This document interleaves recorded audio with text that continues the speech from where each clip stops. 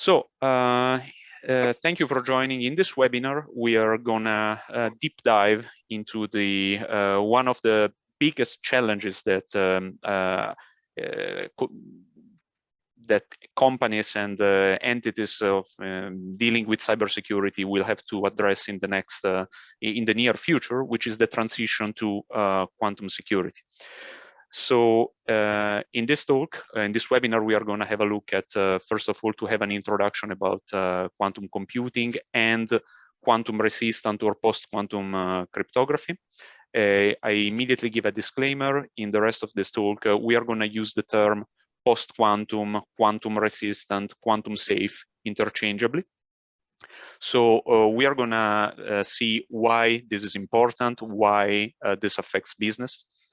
And then we are going to look at the NIST standardization process. So we are going to have a look at the candidates, their characteristics and fields of applications.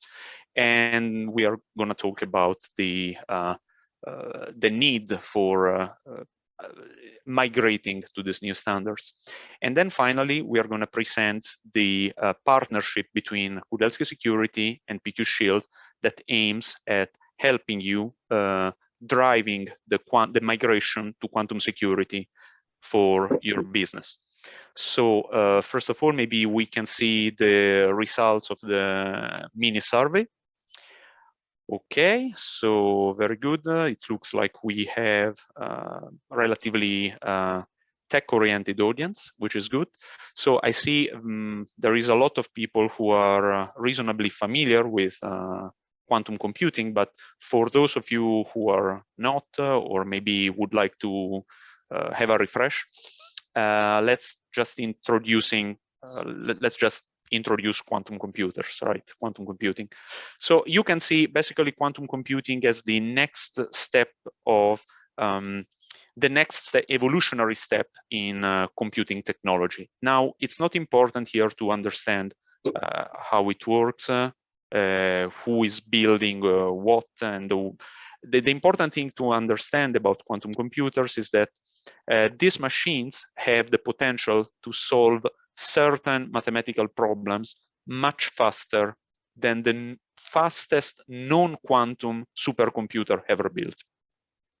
And as we will see, this has important consequences, especially for cybersecurity applications, but not only, also for civilian applications. The other thing that is important to understand is that building these machines is very difficult. It's a big engineering effort to the extent that so far we don't have fully working quantum computers. We only have prototypes, but these prototypes work and they are improving very, very rapidly. So to the point that it's not just possible to ignore this paradigm shift in computation. This unlocks vast business opportunities, as we will see, but it also brings some challenges. So if we look at the state of the art today, we can say that despite coming from a pandemic period, the last few years have been breakthrough years for research and applications in quantum computing. And by now there is big players involved in the race to building a fully functional quantum computer. And we are witnessing the first successful experiments in quantum networking, which means connecting remotely to quantum computers, and also quantum supremacy, which means real-world experiments that show that quantum computers can outperform classical computers in certain tasks. Now, the questions that you might ask is, why is this interesting? I mean, why all this interest in quantum computing? Well, it basically boils down to two reasons. The first reason is Grover's algorithm, which is a technique that can be used on quantum computers, not on classical computers, but only on quantum computers, to speed up many problems that have real-world applications in many civilian fields. We are talking about breakthrough discoveries in chemistry, pharmaceutics, AI, and much more.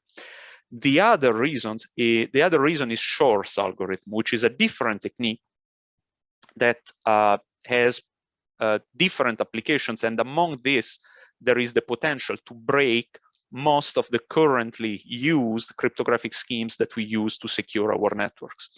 And this brings the aforementioned cybersecurity challenges. So a fully working quantum computer would have the potential to break schemes like RSA, discrete logarithm. Elliptic curves are even more vulnerable. So in particular, most blockchains, including Bitcoin, would be in one form or the other vulnerable to quantum computing. So on one side, you have to see quantum computers as as an opportunity, as a promise for developing new areas of business. But on the other side, you have to see them as a threat to cybersecurity. So luckily, we are not defenseless against the arrival of quantum computing, and the defense is split into two broad categories. One is quantum cryptography, which we are not talking about in this webinar because we think that it is more appropriate only for certain specific tasks.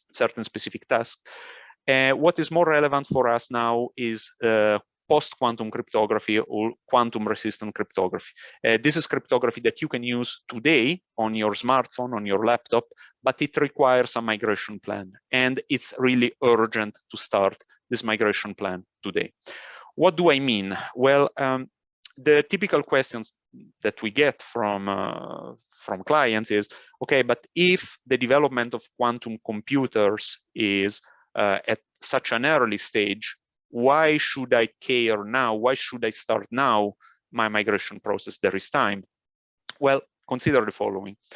First of all, you have to research your new cryptographic standards. You have to validate them, you have to standardize them, and then when you have them, you have to deploy them on the field. So you have to perform this migration to make services and products quantum resistant. And then when you have this, you still have on the field all the products or services which are not quantum secure and cannot be patched, but they are still on the road because they have not exhausted their shelf life. And then consider the time that it will take before building a powerful quantum computer that can threaten cryptography. And now the math is simple. So if A plus B is greater than C, it means that you're already in trouble now. It is going to be already too late for you to make sure that your business is not impacted by quantum computers. So consider that there is data or products that require long security assurance. I mean, when you build a car, this car is meant to stay on the road for 20 years or more. Let's not talk about banking, e-voting, or military applications, or genomics even. Genomic applications have a lifespan that is longer than the lifespan of the person where this data come from. So adversarial entities have already realized this, and so they started to harvest encrypted data now because they know that one day they might be able to decrypt it. Some of this data might not be valuable anymore by the time when it's decrypted, but other will be. So we are currently in the time frame A, which means that it's really time to rush and start this migration. And luckily, we are not alone in this process, and this is why I pass the witness to Ali. Thanks, Tommaso. Thanks. So yeah, as Tommaso beautifully explained, the story of quantum computing, Shor's algorithm is not like a 5-year-old algorithm. This was proposed in 1990, so we're almost 3 decades after Shor's algorithm was developed, and therefore NIST and NSA and other intelligence agencies in the world around 2015 identified quantum computing as a real threat to cybersecurity and public key cryptography in particular, and instructed NIST in the US to start a standardization process because we standardize cryptography. That's how we do it, right? So the process started in 2016 with over 80 submissions to the NIST standardization process, and through multiple rounds. Just in July last month, a few weeks ago, NIST announced the first batch of post-quantum cryptography standards, namely for algorithms that I'll be talking about, and also initiated a further call to standardize additional digital signatures that are quantum resistant. We expect the ratified standards to be ready between 2023 and 2024.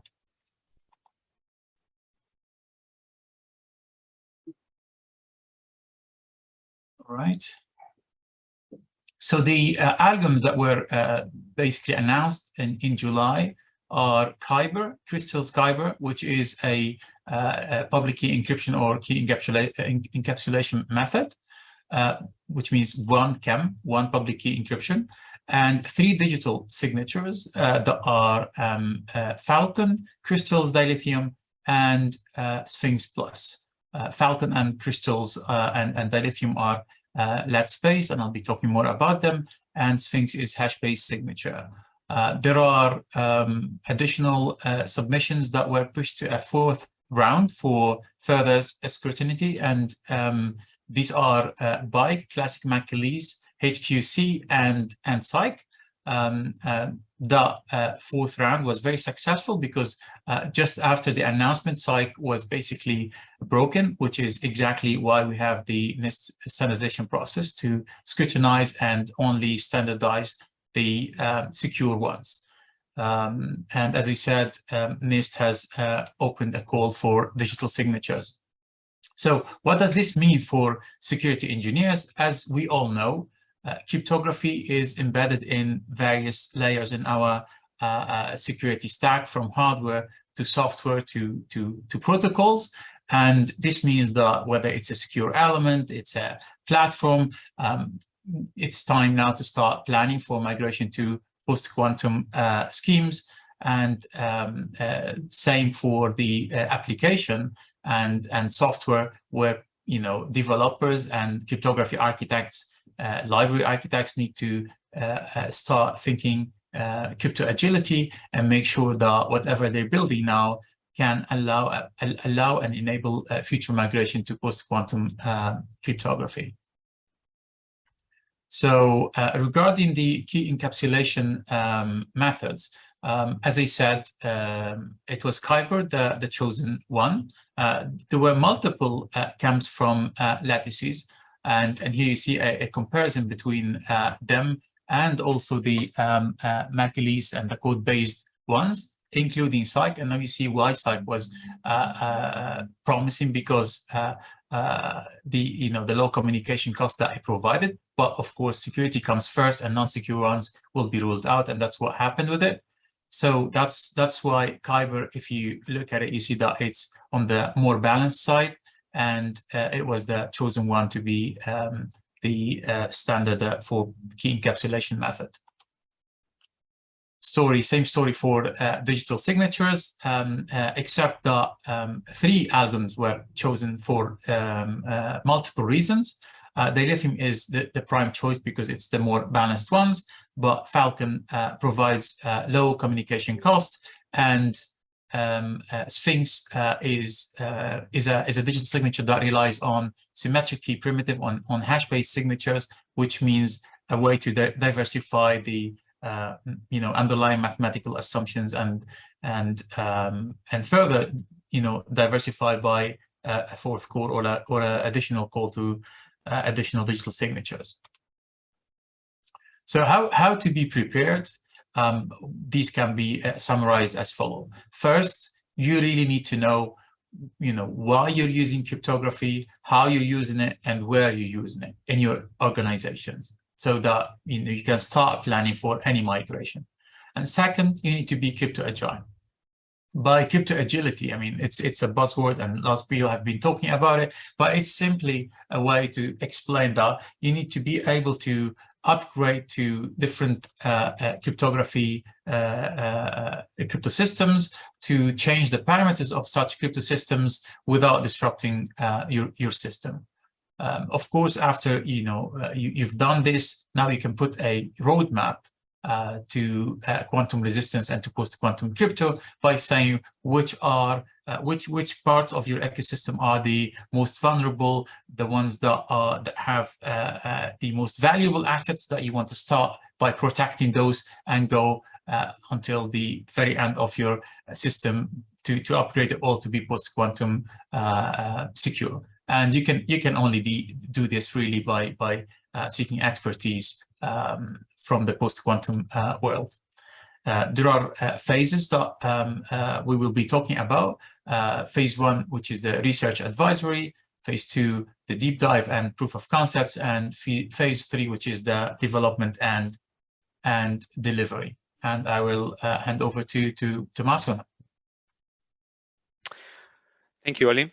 So before introducing the partnership, the program that we developed between Kudelski and PQShield, let's first ask the most obvious question. So why Kudelski Security? So I could start by saying that we have a lot of experience in addressing the issues and the pain points of in cybersecurity of organizations and customers of very different nature. We are working with small startups, but also with very big players.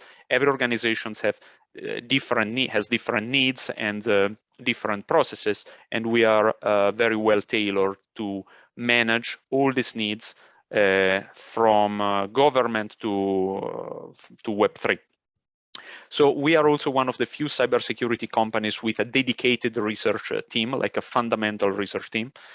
So we also publish at conferences and cybersecurity venues, which helps into keeping track of the developments. So that said, I mean, we are very, very well prepared to accommodate the needs of different profiles of customers. And why PQShield, on the other hand? Well, PQShield is one of the world leaders in quantum resistant cryptography. So they have very deep expertise. They have top experts in each of the quantum resistant areas that and each one of the standards that we talked about, the outcome of the NIST standardization. They have multiple projects that are ready to be deployed on the field to help you through your journey. And this deployment can happen in hardware, in applications, on cloud. So they are really the right partner to deep dive into specific applications that might come up as a point of attention through the first phase. So let's talk a little bit more about how this engagement works from our side, from your side, when you are looking for help in this migration process. So first of all, we start with the phase 1, which is led by Kudelski Security, and it's an advisory phase. So in this advisory, first we engage with you, with the customer, and try to understand your needs and your pain points. Then there is a discovery phase that is led by our experts and our advisory team. In this phase, we collect information about your business, but also your digital infrastructure. For example, we might make an inventory of the cryptographic certificates that you use, of the bandwidth and memory requirements of the applications and the products that you want to deploy. So we collect all this information. And then there is an analysis phase that is led by our experts, where we look at what we discovered, and we identify potential issues.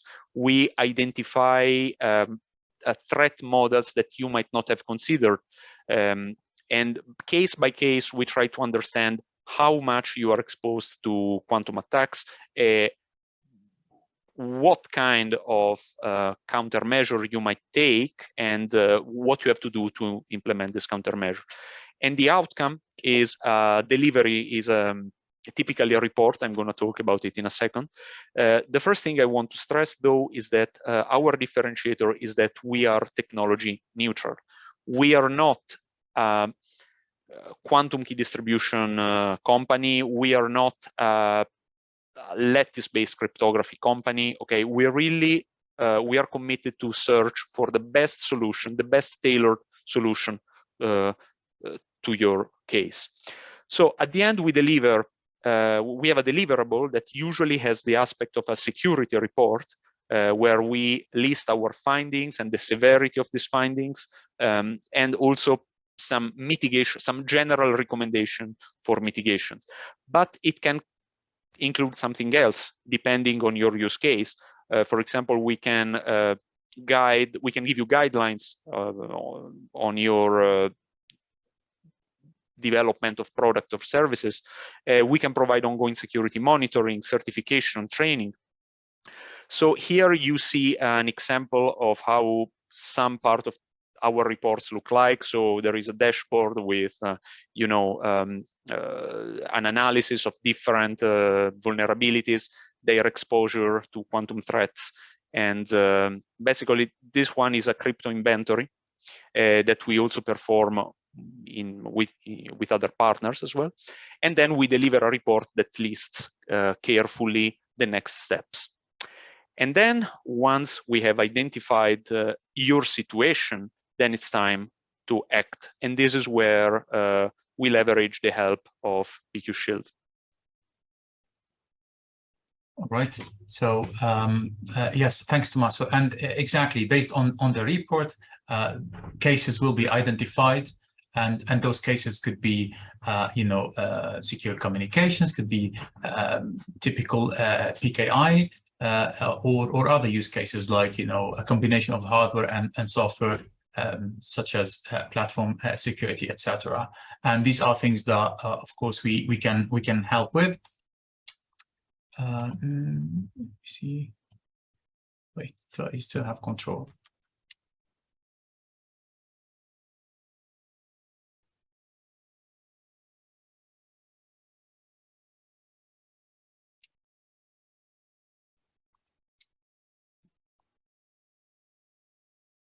Next slide, please. I'm trying to control it. From I think you might have control now. Try. Okay. Very good. Yeah. So it's basically this is the flow of work will be, the use case, the design, proof of concept, and evaluation and deployment. So which is basically what leads to phase 3, where we deploy and deliver solutions. And these are examples of what we can help at PQShield in terms of solutions. We have hardware IPs in the form of software hardware co-design, which is hardware design with firmware that works on it. This is ideal for ASIC or custom SoC or system on chips. But it also enables post-quantum cryptography for existing FPGA-based devices. For those devices that have already FPGAs, this would be a quick way to upgrade to post-quantum security. In addition to that, we have also the software IPs, cryptography libraries, and APIs, which I'll be talking about more in details. So this is here an example of what those IPs could look like, from protocols such as the signal protocol to hardware IPs, different coprocessors with side channel resistance, different controllers, and any combination of those IPs. Same for the software IP, which consists of different implementations of those post-quantum algorithms, together with APIs and classical crypto, so that you can provide hybrid solutions in the transition phase. This is the example of a cryptography library, which is FIPS 140-3 ready. So this is the first hybrid cryptography library that consists of algorithms, classical algorithms, as in elliptic curve cryptography, together with multiple post-quantum algorithms that allow for classical and hybrid key derivation and for implementation within the TLS key schedule. This is already listed on the IoT list and being reviewed by a certification lab to be 140-3 FIPS certified. And another example is hardware solution, which is basically a subsystem with different components here, a controller and entropy interface and different crypto coprocessors with or without side channel resistance, depends on the needs. We give an example here of a PQShield RISC-V processor, which works as a controller here, but this subsystem can, one can license any subset of those IP cores, and they can easily connect through typical buses to a different controller that might already exist on such a platform security or hardware solution. As a summary, as Tommaso explained, it's already happening now that hackers are harvesting sensitive data with the promise that one day they will be able to decrypt and read this valuable data. And we explained the impact of quantum computing and the quantum threat to our cybersecurity infrastructure, that it's not limited to one use case or one layer in our software or hardware stack. It's really affecting different layers from low-level hardware to operating system up to protocols, and all these have to be upgraded to post-quantum security and to be standard compliant. And the right way is to start with the preparation and the crypto agility preparation, as we mentioned. And we're really proud to work with Kudelski by providing, unique approach to transition securely to post-quantum security. I think that there are is the other survey that we can share, and we'll be happy to take questions from you.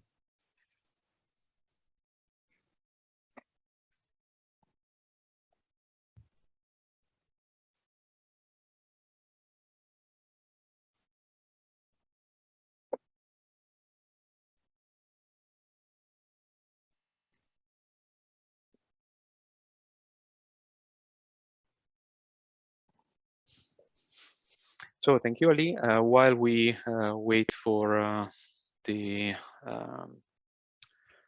poll to finalize, I just want to say that we decided to keep the talking short, so you have the stage now, and you are very welcome to ask questions. There is a Q&A panel, and feel free to ask whatever you would like. I see we already have a couple of questions that we will address in a second after the results of the poll are going to appear on screen.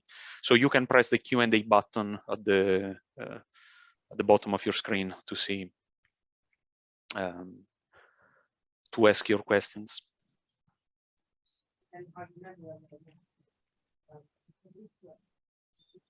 Okay, we see the results of the poll. It's interesting. It looks like quite divided between people who want to act immediately and people who are planning to take some time before acting, which is it's kind of interesting. I don't know. It's I've seen very often online, let's say, opinions very not as much from the quantum security experts, but more from the cybersecurity experts. The field very divided between quantum hypers and quantum haters, right? So people who are like, oh, quantum computers are here, are going to revolutionize everything tomorrow, and people who are like, quantum computers will never be built, it's a hype technology. So it is important to understand that we are taking a very balanced approach here, okay? So we are not telling you quantum computers are gonna be here in 2, 3, 5 years. We are gonna tell you, regardless of what happens, and it's gonna happen because the trend is clear, it's time now to act. I mean, you don't have to wait after quantum computers are built in order to start the migration. So maybe we can start addressing some of the questions that we have. And let's start with this one.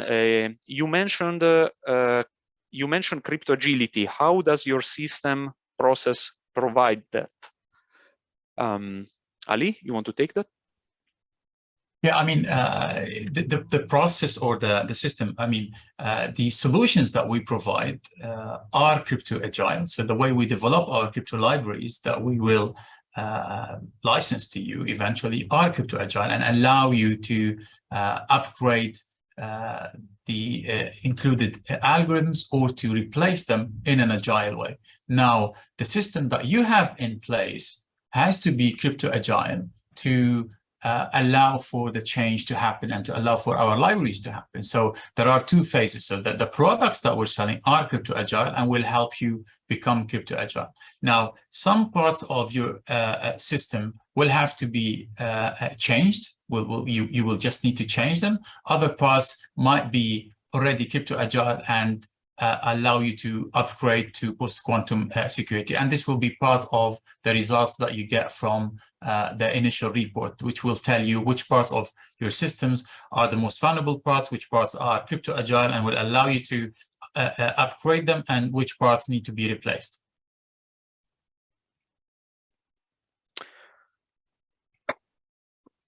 Thank you, Ali. Then we have a question by Kevin.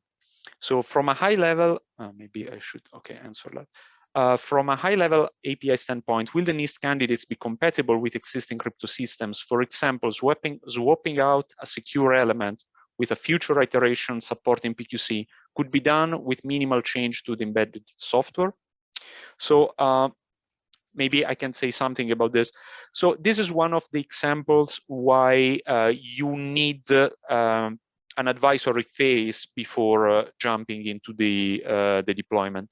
So the difference between quantum-resistant cryptography and traditional cryptography is that there is no one-size-fits-all solution. Okay, we have different standards, each of them with different characteristics. It's not like, you know, pre-post-quantum cryptography where you know, we have elliptic curves, they are so much better than RSA, you should just switch to elliptic curves. Different applications have different needs. So for example, if you want to take, let's mention something, let's say Bitcoin, for example. Bitcoin is using ECDSA as a signature scheme, okay? An elliptic curve-based signature scheme. Let's say you want to replace it with a quantum-resistant signature scheme. This cannot work out of the box because Bitcoin was not designed with crypto agility in mind. It might be possible, but it will require some study. It will require selecting the right candidate, selecting the right mode. It will have performance impact. So regarding your question specifically about hardware, that's the same concept. So some of these schemes, they use arithmetic that is very different from elliptic curve arithmetics or RSA modulus arithmetic. So it really depends on your hardware.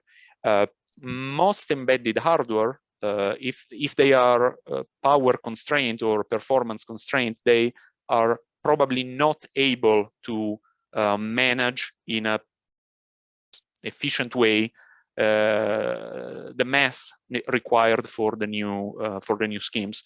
So part of the migration process is going to be, you know, studying how you can improve your current hardware solutions to support these schemes. Let's So we have another other couple of questions here, but we have time for more. So if you want, feel free.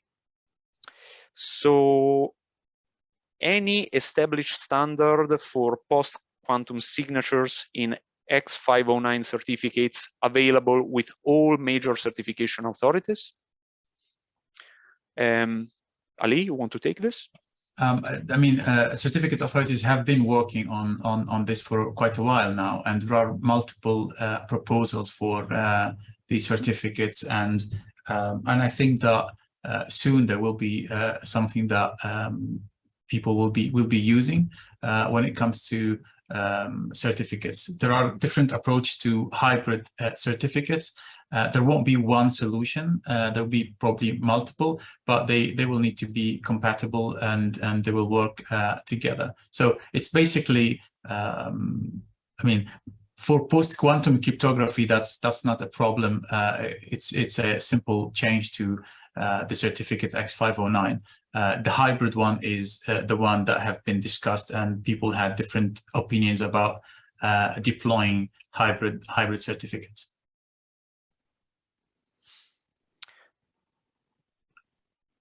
There is another question about mitigation in place for the first NIST approved finalized standard that has been compromised. As far as I'm aware, there hasn't been any NIST approved finalized standard that has been compromised.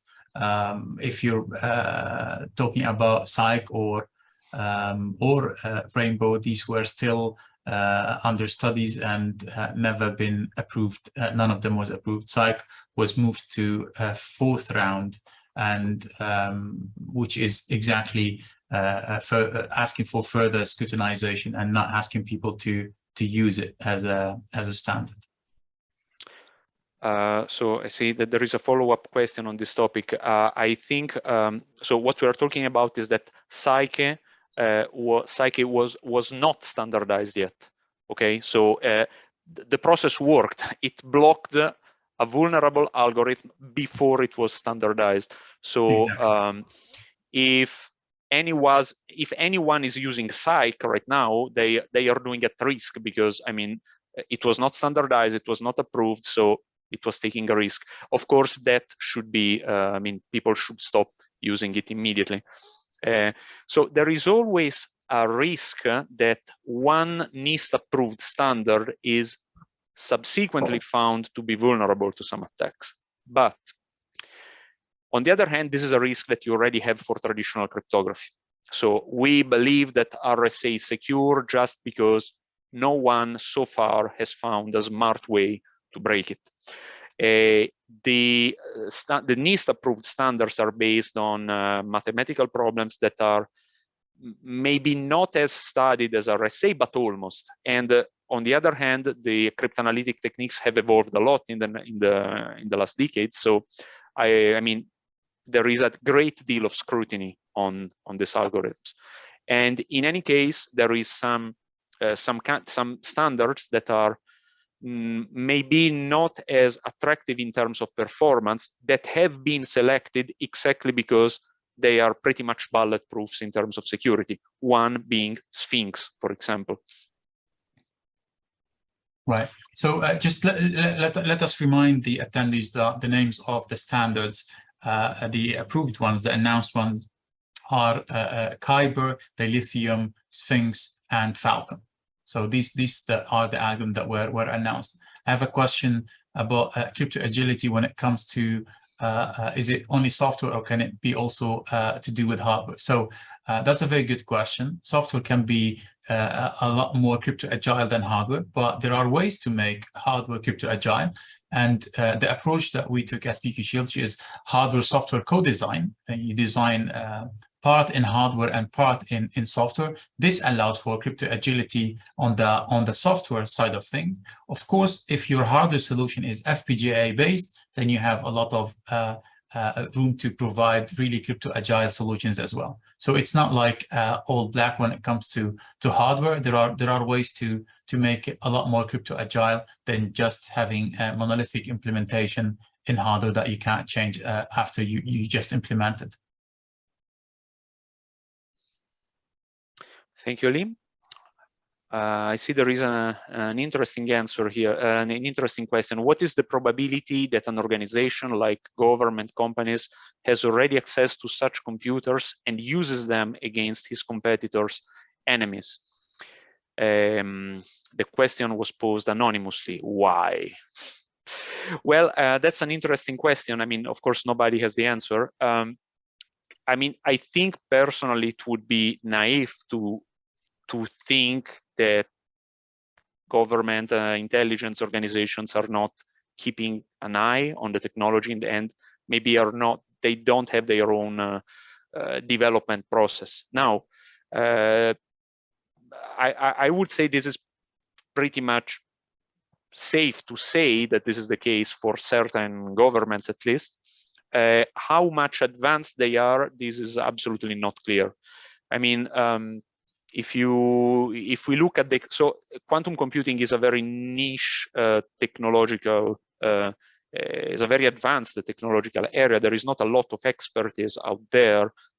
So that's why most of the efforts are led by big companies like Google, IBM, Amazon. They have their own quantum computing programs. Do governments have some lead on the state of the art? I mean, this is not something that we can reasonably answer, but it's a good observation that very often people look at the threat of quantum computing and they evaluate it on the base of publicly available information. So they say, let's look at the development of quantum computing during the last 5 years. Let's extrapolate this progress. According to these extrapolations, quantum computers will break my cryptography in 20 years. So I have time to start the migration process. And this is a big mistake.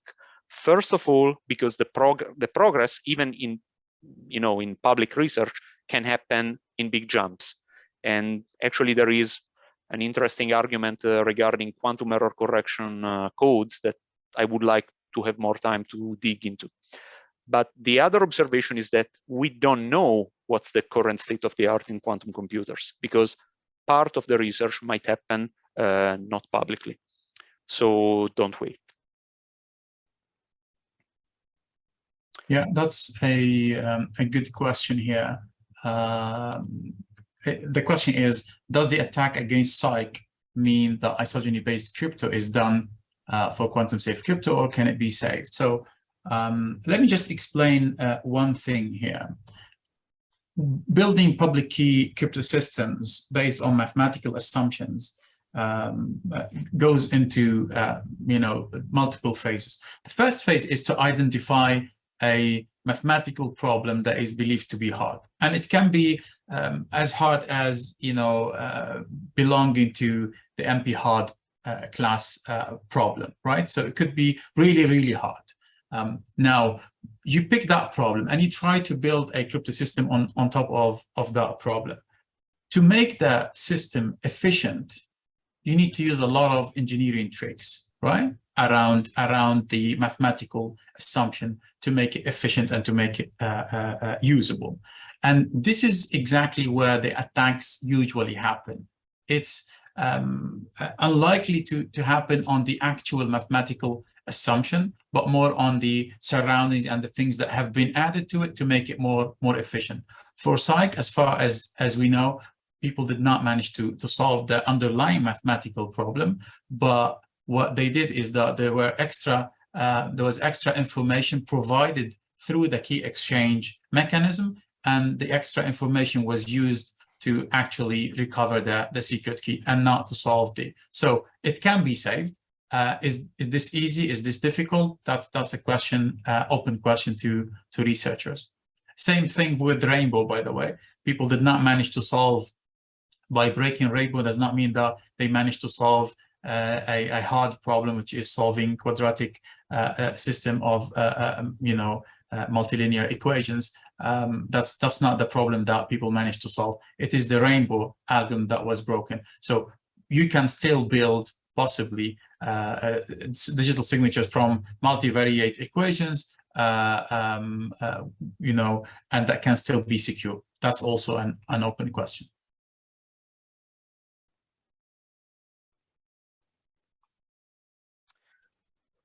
Thank you, Ali.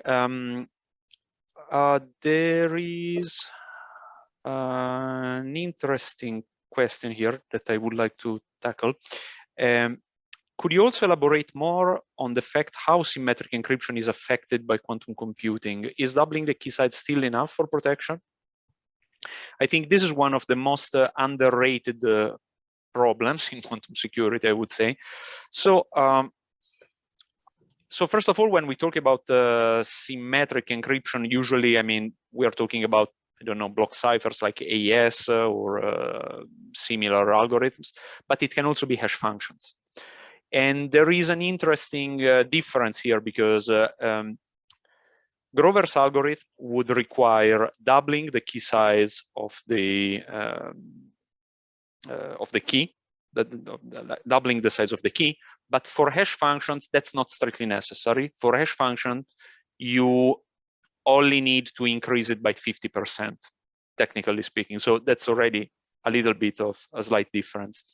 And the reason is that Grover's algorithm does not work as well in finding collisions as it works for breaking a symmetric encryption key. However, this I want to mention that there has been, in the last 5 years or maybe 10 years, less than 10 years, there has been an interesting line of research in academia about a new type of quantum attacks that are called quantum superposition attacks. I mean, I will not go into the details of what's the idea of these attacks. Let's say that the area is partially unexplored. The concept is the following: if you could take your silicon device that is running your Psyche, or, well, not Psyche is broken, but your Kyber or your Sphinx algorithm, and you could induce some fault injection that exploits quantum effects, then it might be possible to do something more than Grover. So we don't know if these attacks are possible at all because they have not been demonstrated.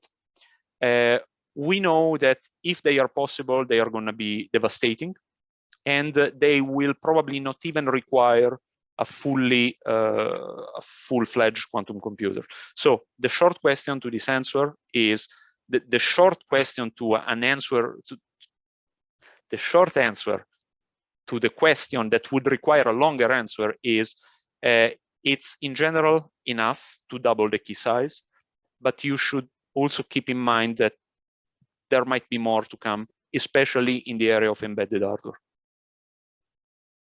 Thank you. There's a cool question from Luca, who's asking, are all types of quantum computers, ion trap, superconducting, etc., equally dangerous to classical cryptography? Is there one that poses a bigger threat, maybe because in that field a technological jump is easier to achieve? I think that's a question that investors would pay a lot of money to know the answer to, because which one is more dangerous means which one is, like you said, more likely to achieve fully functioning quantum computer first. To me, I look at it from a different angle. I look at it that there are multiple approaches to building a quantum computer, and therefore the likelihood that it's going to be built is higher. One of them will be a successful approach, and that is exactly why we're moving to quantum resistant cryptography. So the fact that there are multiple approaches puts us under bigger risk, basically. Yep, thank you, Ali.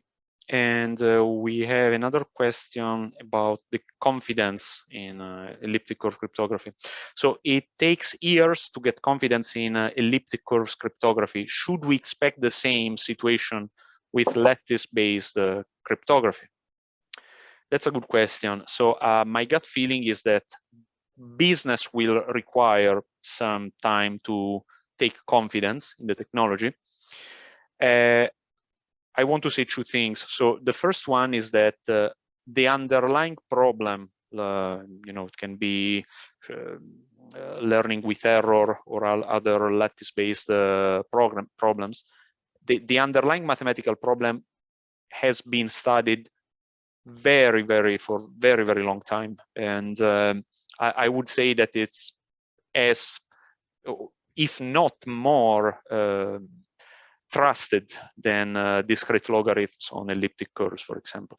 We have to remember that certain lattice problems have this very neat theoretical property of worst case to average case complexity reduction, which gives us a very good confidence that these problems are hard.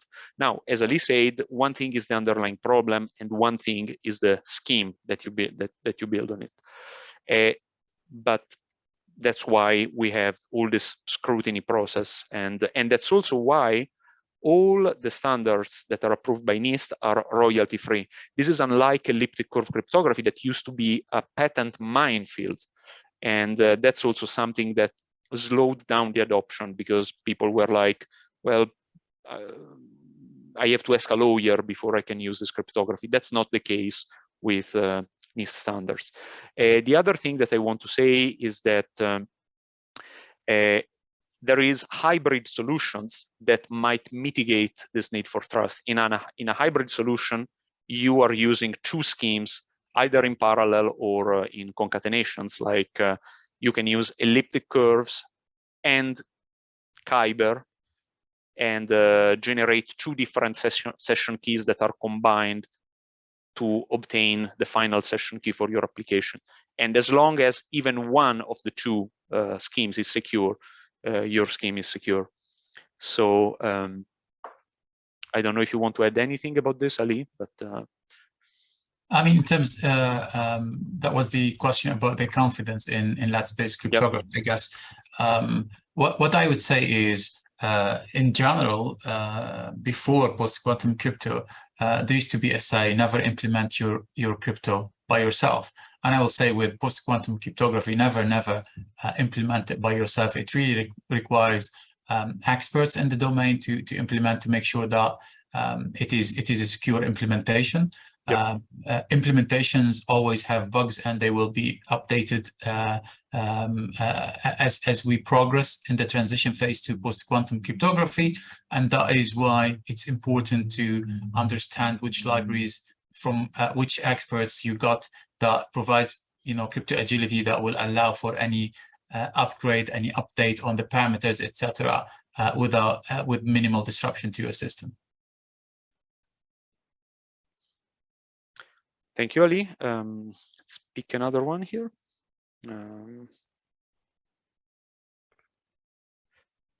Okay, here is one.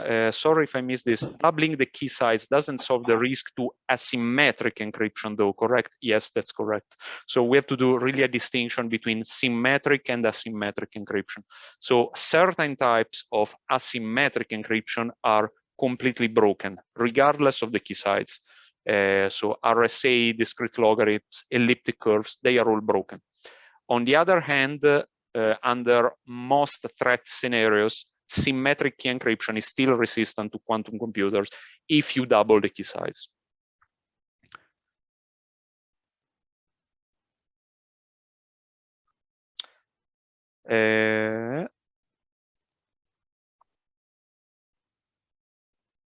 It is also possible to integrate PQC toward Starlink at the moment.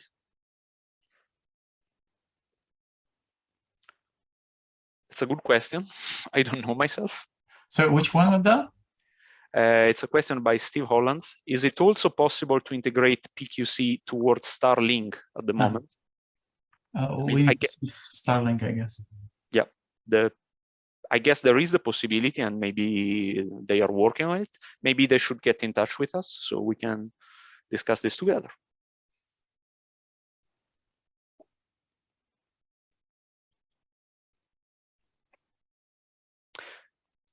So I think that a new reliable security system able to support PQC needs more than the NIST PQC standards. It demands reliable RNGs, random number generators, and new ways to encrypt the information.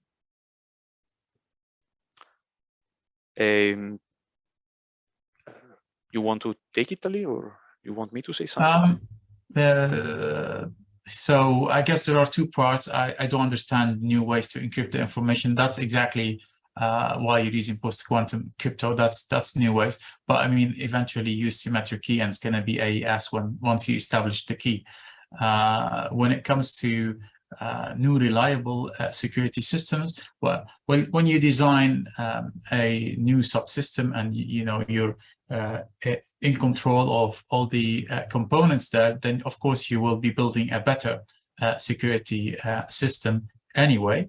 In terms of random number generators, classical random number generators, entropy sources are still advised by NIST and different intelligence agencies, and these are the recommended ones, and we're still using them. Now, for if you're hinting at quantum random number generators, these are an alternative, and they could be a good alternative. As far as we know, they're still not in an advanced phase that they can be actually tested and certified to be deployed in systems. So remember that cryptography is highly standardized and certified technology that you eventually need to certify all the components in most of the sensitive cases, and that's not the case with QRNG as far as I know. So in fact, I think the question goes exactly in the direction of quantum random number generators and maybe quantum key distribution. So as I said, we at Kudelski, we are technology agnostic, right? So there might be cases where there could be some valid reason for a customer to adopt either of these technologies. So, but this has to be evaluated case by case. Remember that adopting these technologies requires a ad hoc hardware. Ad hoc hardware that needs to be certified, needs to be validated. It's not just that because it's protected by the law of quantum physics, then it's magic, right? I mean, there is a whole stack on top of it. And remember that the security of cybersecurity is a chain, and the strength of this chain is the weakest link. Now, is the security of the random number generating you're using, the random number generator you're using, the weakest link in your particular chain? It could be the case. From my experience, this doesn't happen often. So it can be, but not necessary. And that's why you need an advisory phase where these issues are identified. And if there is the need for quantum random number generators, we might propose it. But we will also be clear about the costs and the drawbacks. And then it's going to be up to you to decide whether the trade-off is acceptable for you. And same thing for quantum key distribution. People tend to forget that on top of quantum key distribution, there is a huge stack of non-quantum technology that secures the communication. So is it a good idea to employ quantum key distribution? It really depends on your use case.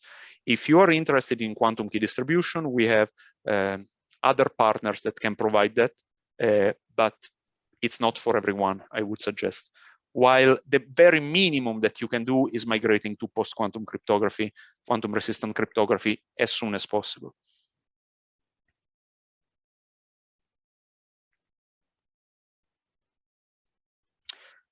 So I think we are out of time here. Ali, do you want to pick another question, last question before we close it? Or more than one if you want.